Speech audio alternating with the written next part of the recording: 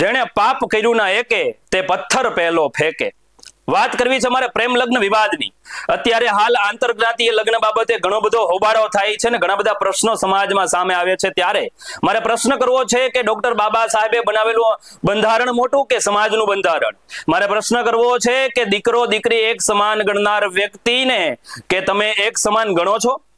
બીજું, ગોપાલ ઇટાલિયા ની એક પોસ્ટ કે જેની અંદર ગોપાલ ઇટાલિયાએ સમાજને અરીસો બતાવ્યો છે, એ દરેક બાબતે ચર્ચા કરવી છે. ત્યારે સ્વાગત છે તમારું BS9 ટીવી ન્યૂઝ પર. હું છું તમારો દોસ્ત ભાવેશ મેર.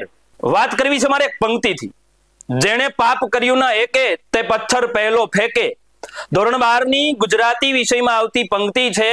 એક સ્ત્રી છે, પાપ કરે છે અને પાપ કરે છે, આખા સમાજને ખબર પડે છે, સમાજ ભેગો થાય છે અને દીકરીને મારી નાખવાનું સમાજ કહે છે અને કહે છે કે આ કુલટાને, આ પાપીને પથ્થર મારી નાખો. ત્યારે આખો સમાજ ભેગો થઈ અને દીકરીને પથ્થર મારવાની તૈયારી કરે છે અને કદાચ મારી પણ નાખે. ત્યારે એક ઓલિયો બાજુમાંથી નીકળે છે, એક ફકીર નીકળે છે અને ફકીર એમ કહે છે, ઉભા રહ્યો, તમે આ દીકરીને પથ્થર મારીને મારી નાખવાના છો, પણ મારી એક વાત સાંભળો, જે વ્યક્તિએ એક પણ પાપ નથી કર્યું એ પહેલો પથ્થર ફેંકો. એક જ મિનિટમાં એક પણ વ્યક્તિ ત્યાં દેખાતો નથી, કારણ તમે સમજી ગયા છો.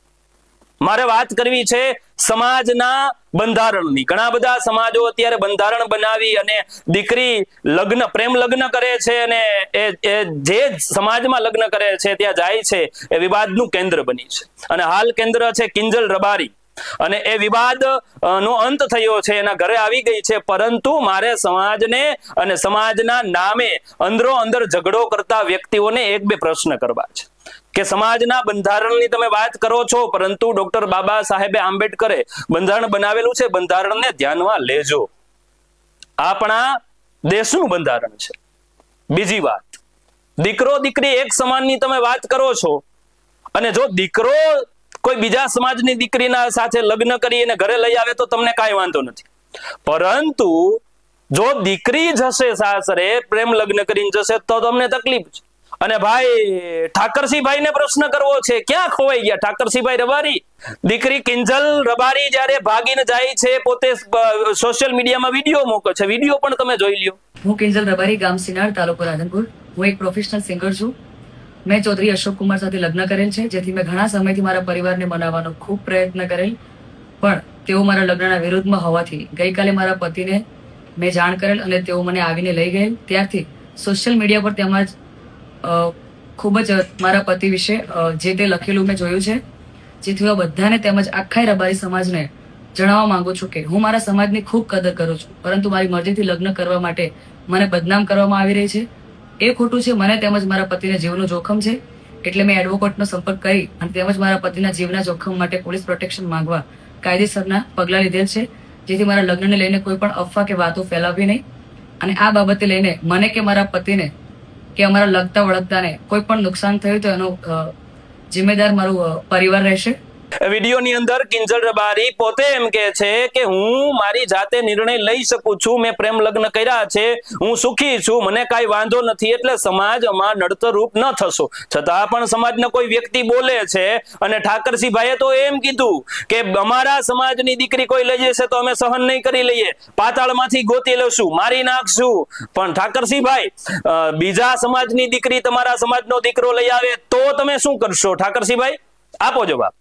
અને બીજી વાત, તમે અલ્ટિમેટમ આપ્યું હતું અને ઘણી બધી વાત કરી હતી કે થોડાક દિવસમાં નહીં આવે તો ભેગું નહીં થાય, હું આમ કરી નાખીશ, આમ કરી નાખીશ. હવે પાટીદાર સમાજના એક બેન પોતાની દીકરી ને સાથે રબારી સમાજનો એક દીકરો લગ્ન કરી અને લઈ ગયો છે, એને પાછા તમે લઈ આવશો? આપો જવાબ. અને હજી હમણાં જ ચૌધરી સમાજના એક ભાઈ છે વિવાદ કરે છે કે રબારી સમાજનો દીકરો ચૌધરી સમાજની દીકરી સાથે લગ્ન કરી અને એને લઈ ગયો છે, તો શું એને પણ તમે પાછી લઈ આવશો? આપો જવાબ ઠાકરસિંહભાઈ. વાતો તમે સમાજ માટે કરો છો, સમાજની દીકરીને સારો ન્યાય મળે અથવા તો હિત ઈચ્છીને તમે એને ઘરે બોલાવી લીધી છે, અમને કાંઈ વાંધો નથી. પણ ઠાકરસિંહભાઈ આ સિંગર છે, પ્રખ્યાત છે, એ એનું જીવન સાથી પસંદ કરી શકે છે એવી કદાચ એનામાં ક્ષમતા છે, અથવા તો એ એટલી એમની ઉંમર છે, પરંતુ સમાજમાં ઘણી બધી દીકરીઓ એવી ભાગીને લગ્ન કરે છે કે જે ગામડાના અથવા તો શહેરના નાના પોસ્ટ વિસ્તારની અંદર રહી અને એની દીકરી ભાગી જાય છે. તો આ દીકરીના માટે પ્રશ્ન કોણ ઉઠાવશે? આવી તો સમાજમાં ઘણી બધી દીકરીઓ છે કે જે પ્રેમના નામે એને ભોળવીને લઈ જાય છે. તો આ દીકરી, બધી દીકરીઓ છે, તમે ઘણા બધા પ્રશ્ન જોતા હશો, તો આ બધા માટે મુદ્દો અથવા તો બધા માટે કોણ ક્યારે ઊભું થશે? માત્ર ફેમસ સિંગર કલાકાર માટે જ આપણે બોલશું કે પછી એક નાના ઘરની સામાન્ય દીકરી માટે પણ આપણે ઊભા થશું? મને પ્રશ્ન થાય છે. બીજું, થોડાક સમય પહેલા જ ગોપાલ ઇટાલિયા એક વકીલ છે કે જેણે એના એક ફેસબુક પોસ્ટ ઉપર લખેલું હતું, ફેસબુક પોસ્ટ મૂકેલી હતી, એની અંદર લખ્યું હતું, શું લખ્યું છે મારે બતાવવું છે. પેલા પોસ્ટ જોવો.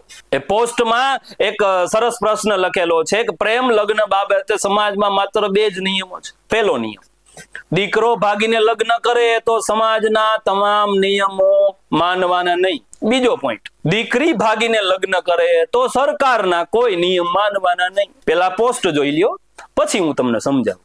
આ પોસ્ટની અંદર પેલા દીકરો જો ભાગીને લગ્ન કરીને કોઈ સમાજની, બીજા સમાજની દીકરીને ઘરે લઈ આવશે, તમને કાંઈ વાંધો નથી, કાંઈ પ્રશ્ન નથી. શું કામ? બીજાની દીકરીને લઈ આવે, પણ આપણા સમાજની દીકરીને લઈ જશે.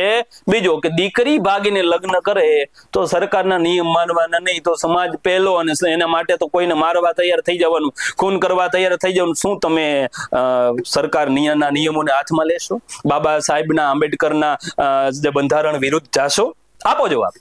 અને બીજું, ઠાકરસિંહભાઈ કહેતા હતા, ઠાકરસિંહભાઈ આ બધી દીકરીઓ છે એને મદદ કરવા જાજો. પાટીદાર સમાજના એક બેન ઉભા થયા છે, ચૌધરી સમાજનું એક હમણાં સંમેલન ભેગું થવાનું છે.